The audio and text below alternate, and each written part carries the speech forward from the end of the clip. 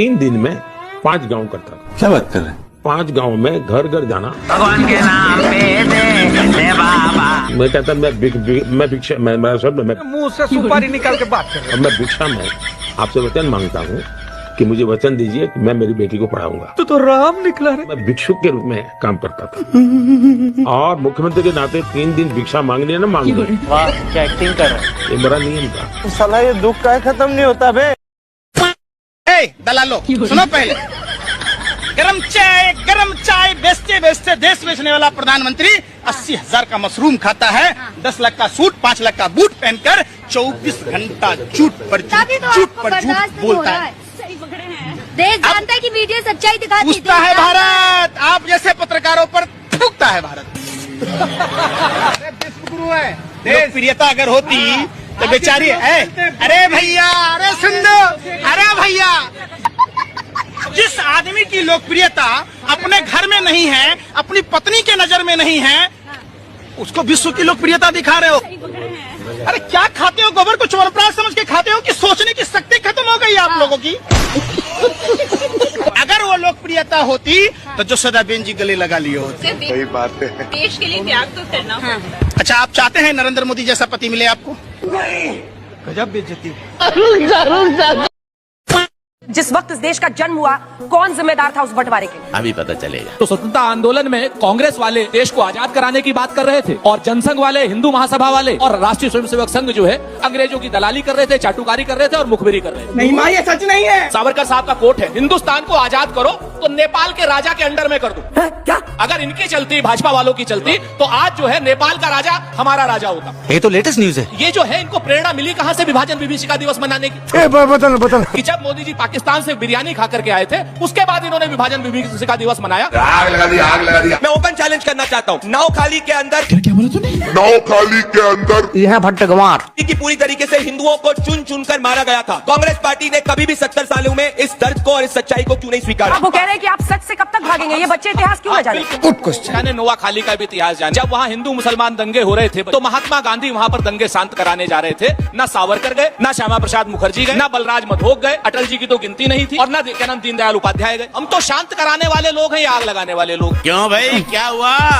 अभी से पसीना छूट गया। और नंबर 2, व्हाट्सएप यूनिवर्सिटी का ज्ञान अंजना जी सिर्फ 2 सेकंड में। अभी मजा आएगा ना भिड़ो। अमित शाह जी 1960 तक सरदार पटेल साहब को जिंदा रखे हुए थे। उन्होंने बाकायदा बयान दिया। ऐसे लोगों की ऐसी व्हाट्सएप यूनिवर्सिटी के फेक न्यूज है, संसद में बोला था, फेक न्यूज है, पूरा चलाइए वीडियो। अभी बता दे भाई, 1960 में सरदार पटेल ने विरोध किया था। हाँ भाई, चला दे झाड़ पे। व्हाट्सएप ज्ञान वाले लोग, जो लोग अंग्रेजों की चाटुकारिता कर रहे थे, जो सरदार भगत सिंह का वकील था आसफ अली, कांग्रेस का आदमी, संघ वाले क्या कर रहे थे? खत्म गया। ये तो लेने के देने पड़ गए। मोदी जो है वो एक काबिल नेता है, काबिल लीडर है। क्या बोला तूने? How do you rate him and what is your take on Donald Trump? बहुत मजा आएगा। आज मुझे बहुत ज्ञान प्राप्त हुआ। इतने कई किताब पढ़ के इतना ज्ञान मिलता है। सुधांशु जी ने जो हमें ज्ञान दिया क्या कि अगर देश में महंगाई है, सिलेंडर महंगे बिक रहे हैं, पेट्रोल डीजल महंगे, उसके लिए केजरीवाल जी जिम्मेदार। कानून व्यवस्था अगर खराब है कहीं तो उसके लिए ममता बनर्जी जिम्मेदार। अगर देश में बेरोजगारी है तो उसके लिए नेहरू जी जिम्मेदार। मोदी जी को आलू छीलने के लिए प्रधानमंत्री बनाया गया, बढ़िया से आलू छील रहे हैं। ये हमारा ज्ञान प्राप्त हुआ। मोदी जी किसी बात के लिए जिम्मेदार नहीं है, वो गैर जिम्मेदार है बिल्कुल पूरी तरह। सबसे बड़े जिम्मेदार नेहरू जी हैं भारत के इतिहास में। जो कुछ गलत हो जाए नेहरू जी जिम्मेदार। बस हवा निकल गई। ये काम ठीक हो रहा है कि नहीं? ये काम अभी तक 2000 हमारा ख्याल 2014 से काम अभी तक सभी बढ़िया हो रहे हैं, कोई प्रॉब्लम नहीं। जब से मोदी जी आए बिंदास कागज ढूंढिए, कागज में लगे रहिए, कोई टेंशन नहीं, विदाउट टेंशन। 5 किलो राशन लीजिए, रोटी बनवाइए, कागज ढूंढिए। पहले ही बात कागज जुड़ा है, इसके पहले भी नहीं, अरे उसमें इससे पहले अभी कागज बदलवाइए, फिर उसके बाद आया कि वो बनवाइए, आधार कार्ड बनवाइए। अब आधार कार्ड नहीं होगा तो उसके पीछे फिर आप जन्म प्रमाण पत्र बनवाइए, और जन्म प्रमाण पत्र भी नहीं चलेगा तो फिर आप अपने बाप दादों के जन्म प्रमाण पत्र बनवाइए। कुछ ना कुछ बनवाइए आप, बस फ्री मत रहिए। बिल्कुल बहुत काम है, काम की कोई कमी नहीं है। तहसील कचहरी जाते रहे। बिल्कुल। है 5 लाख करोड़ रुपए। और अच्छा, अगर ये जितने वायदे 5 हैं ये ऐड किए जाएं, अब कुल जो कर्ज हो जाएगा वो 6.25 लाख करोड़ के ऊपर हो जाएगा सिर्फ कर्नाटक में। बोल बोल। देखिए, काउंटर करने के लिए कई बातें कही जा सकती है, लेकिन एक कर्ज को खत्म करने के लिए और कर्ज लेना पड़ रहा है। आपको नहीं लगता है कि ये स्थिति बहुत गंभीर है? अब गर्दा उड़ेगा भैया। आपने बिल्कुल कील को उसके सिर पर दे मारा है, बिल्कुल सही बात कही है। 55 लाख करोड़ इस देश के ऊपर कर्जा था जिस दिन नरेंद्र मोदी इस देश के प्रधानमंत्री बने थे। यस, 220 लाख करोड़ कर्जा है, सारे प्रधानमंत्रियों का रिकॉर्ड तोड़ दिया। मोदी है तो मुमकिन है। ये पैसा कहाँ जा रहा है ये मैं जानना चाहती हूँ। हमको नहीं पता। ऐसे पत्रकार हैं कि अगर उनकी जान लेनी है ना तो आप जहर लेके नेताओं के तलवे पे लगा दीजिए, सारे से मर जाएंगे। सुबह चाटने आएंगे तलवा, मर जाएगा उधर ही। हे प्रभु, हे हरि। आपको पता है पहली बात तो मैं कहना चाहूंगा कि भारतीय जनता पार्टी के कार्यकाल में लूट के रोज नए आयाम स्थापित हुए हैं। अब गर्दा उड़ेगा भैया।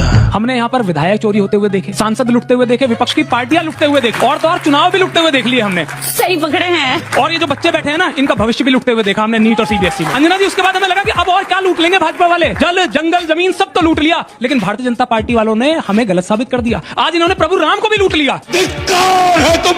और देखिए, ये बार बार जो बात हो रही है कि भाई एसआईटी बनाई है, एसआईटी जांच कर रही है, आपको बता दूं उत्तर प्रदेश में अब तक 80 से ज्यादा एसआईटी बन चुकी है जिनका आज तक रिजल्ट नहीं आया कि क्या हुआ है। इस सज्जन को क्या तकलीफ है भाई? अगर आपकी नियत सही है तो एफआईआर क्यों नहीं हुई है? हमको कुछ नहीं पता। नॉर्मली एसआईटी तब बनती है जब किसी पे आप एफआईआर करते हैं कि 4 लोगों के खिलाफ एफआईआर हुई है, एसआईटी जांच करके बताएगी किसने क्या किया। यहाँ पर कोई कार्रवाई नहीं, ऐसे नहीं। ये वक्त माफ नहीं करेंगे आपको, श्राप दे देंगे। मैं चुप रहिए, राम मंदिर पे मत बोलिए आप।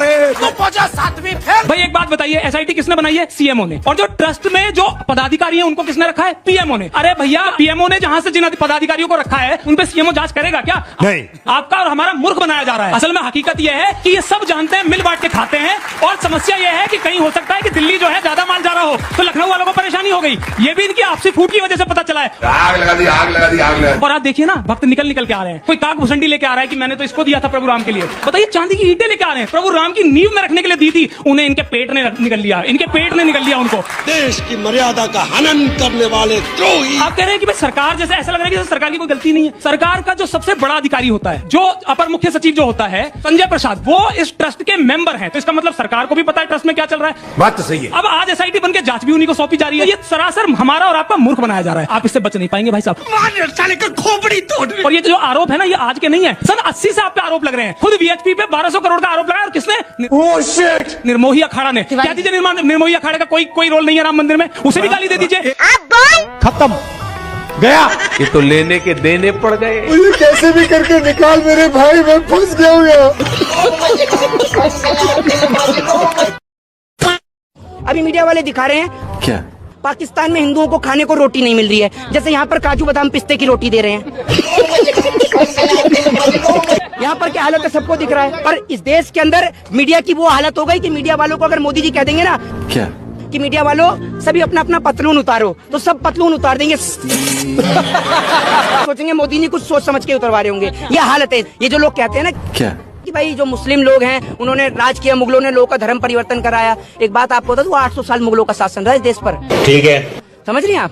अगर ये धर्म परिवर्तन कराते ना तो भाजपा के अंधभक्त जो है ना पतलून पहन के भी अल्लाह अकबर चिल्ला रहे होते। योगी जी सिर्फ हिंदुओं की बात करते हैं, बाकी लुलु मॉल में उद्घाटन करने गए थे मुसलमान का।